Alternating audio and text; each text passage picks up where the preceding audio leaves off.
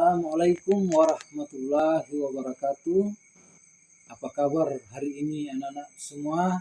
Mudah-mudahan kita semua diberikan kesehatan dan tetap dalam lindungan oleh Allah yang Maha Kuasa.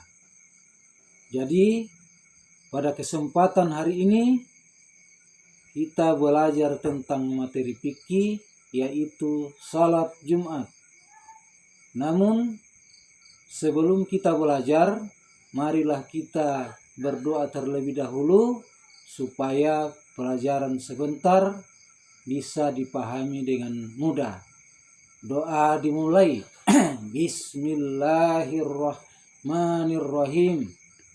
Raditu billahi rabban wa bil islamid dina wa bi Muhammadin nabiyya wa rasulah.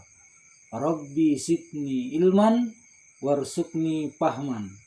Shadaqallahul asim.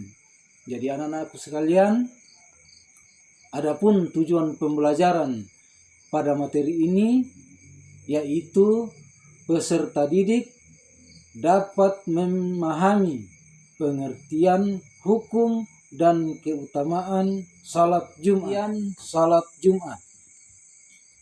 Salat Jumat adalah salat 2 rakaat yang dilaksanakan secara berjamaah pada waktu duhur di hari Jumat, menggantikan salat duhur dengan diawali khutbah. Jadi salat Jumat itu diawali dengan pembacaan khutbah. Berikutnya adalah hukum salat Jumat. Yang pertama, wajib bagi laki-laki muslim. Jadi artinya diwajibkan bagi seorang laki-laki yang beragama Islam. Kemudian balik. Jadi balik artinya seseorang yang usianya telah mencapai batasan tertentu. Dalam arti lain adalah tanda seorang anak telah menuju kedewasaan dan mengalami berbagai perubahan fisik dan emosional.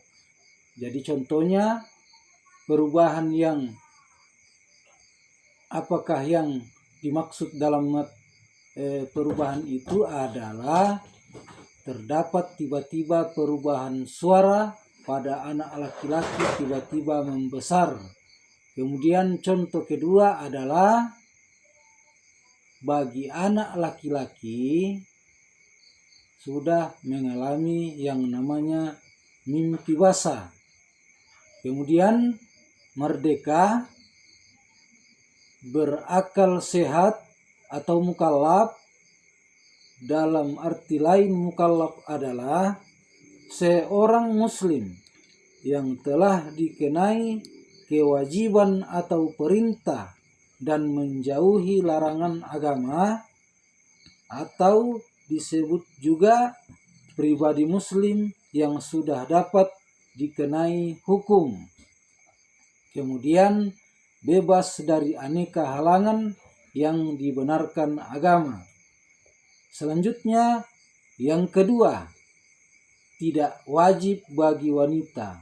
Artinya salat Jumat ini tidak diwajibkan bagi seorang wanita, tetapi ketika seorang wanita melaksanakan salat Jumat maka tidak berdosa. Selanjutnya anak-anak.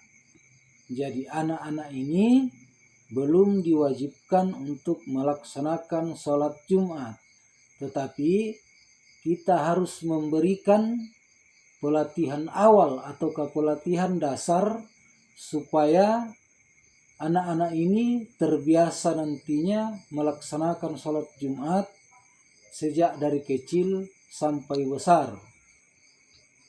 Selanjutnya orang sakit. Orang yang sakit ini diberikan keringanan untuk tidak melaksanakan salat Jumat di masjid, tetapi mereka bisa menggantikannya dengan salat di rumah, bisa dengan salat dengan berbaring, bisa dengan duduk. Jadi begitu. Kemudian musafir.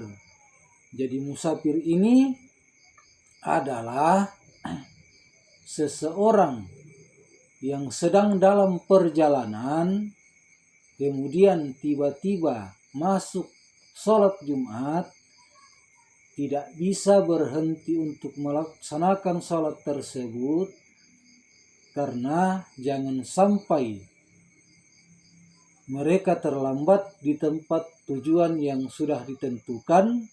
Jadi mereka bisa melaksanakan atau menggantikannya setelah mereka sampai di tujuan. Kemudian mereka yang memiliki unsur syar'i selanjutnya adalah keutamaan salat Jumat. Yang pertama, menghapus dosa antara Jumat ke Jumat berikutnya, sebagaimana Rasulullah Sallallahu Alaihi Wasallam bersabda, salat 5 waktu, salat Jumat ke Jumat berikutnya, dan Ramadan ke Ramadan berikutnya adalah penghapus dosa di antara keduanya jika dijauhi dosa-dosa besar. Jadi hadis ini bersumber dari hadis riwayat Muslim. Jadi anak-anakku sekalian, apa maksudnya dikatakan salat Jumat ke Jumat berikutnya dan Ramadan ke Ramadan berikutnya? Jadi artinya bahwa ketika seseorang melaksanakan salat Jumat pada hari ini, maka pada saat pelaksanaan salat Jumat pada minggu berikutnya, maka akan diampuni dosa-dosanya. Begitupun pula pada bulan Ramadan, ketika kita melaksanakan ibadah puasa pada bulan Ramadan, maka niscaya pada bulan Ramadan berikutnya, maka dosa-dosa kita bisa diampuni oleh Allah Subhanahu wa Ta'ala. Dua adalah termasuk amalan paling utama di hari Jumat. Kemudian yang ketiga adalah mendapat pahala besar bagi yang mendengarkan khutbah dengan khusyuk. Jadi yang tidak mendengarkan khutbah, maka amalan sholat Jumatnya itu tidak lengkap. Jadi banyak saya lihat anak-anak ketika melaksanakan sholat Jumat, nanti mereka masuk pada saat sholat Jumat akan dimulai. Tetapi pada saat ceramah atau khutbah Jumat dilaksanakan, mereka hanya bermain-bermain saja di luar. Nah, jadi kita garis bawahi di sini supaya amalan-amalan sholat Jumat kita menjadi khusyuk, maka yang pertama adalah kita mendengarkan bacaan khutbah, kemudian dilanjutkan dengan salat Jumat 2 rakaat. Anak-anakku sekalian, demikianlah pembelajaran kita pada hari ini. Mudah-mudahan materi yang disampaikan tadi bisa kita petik hikmah di dalamnya dan kita bisa mengamalkan dalam kehidupan sehari-hari. Jadi marilah kita menutup pembelajaran ini dengan bersama-sama membaca hamdalah alhamdulillahirabbil alamin, wabillahi taufik wal hidayah. Wassalamualaikum warahmatullahi wabarakatuh.